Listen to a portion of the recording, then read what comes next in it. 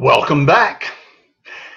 This is the 22nd segment of Making Sense for 7 Minutes, which is a summer-long series, Monday through Friday, where we are surveying in bite-sized pieces our historical narrative as given to us in the Bible. And as always, asking the immeasurably relevant question, so what? When Moses came down from Mount Sinai with the law, he actually brought different types of law with him. 3, in fact. The civil law, ceremonial law, and the moral law.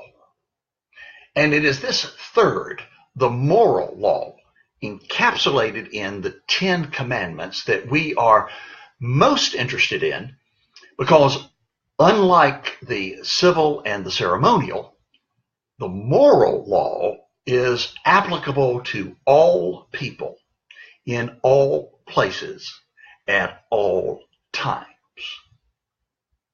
Now, here's the question. Was this the first time God had ever given law? No. Prior to this, as recorded in Genesis 9, he had communicated directly his prohibition against murder. And prior to that, he had communicated his prohibition of eating the fruit of the tree of knowledge of good and evil. But the fact is that God had from the beginning and has continued up through this very moment written out for all people in all places at all times his moral law. In the New Testament, in the first chapter of Romans, we're told that God has in fact written the law on the hearts of everyone. But here's what seems to have happened. Over time, prior to Moses, sin took such a toll on people's hearts that what was written on them became less and less legible. So God in his goodness and grace said, okay, I'm going to put the law down in writing for you. You'll have it in print so that you'll not only be able to read it, you can read it out loud and to one another. And the most important part of the law, the 10 Commandments, I'm going to actually chisel into stone myself. So, let's back up. We have given to us and have recorded in Exodus 20 the encapsulation of the moral law, which is the 10 Commandments. But did you realize that within the Mosaic law, those 10 can actually be reduced to 2? Yep. In Matthew 22, we have the record of Jesus responding to a question posed to him by a lawyer as to which is the greatest commandment. Love the Lord God with all your heart, soul, and mind is Jesus' response. But he's not stating one of the 10 Commandments. He's citing a part of the Mosaic law found in Deuteronomy 6:5. And then Jesus follows up by stating that the second greatest law is love your neighbor as yourself. But that's not explicitly one of the big 10. He's referring to the teaching in Leviticus 19:18.